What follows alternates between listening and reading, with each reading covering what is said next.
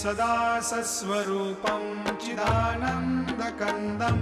जगत्सम्भवस्थानसंहारहेतुं स्वभक्तेच्छया मानुषं दर्शयन्तं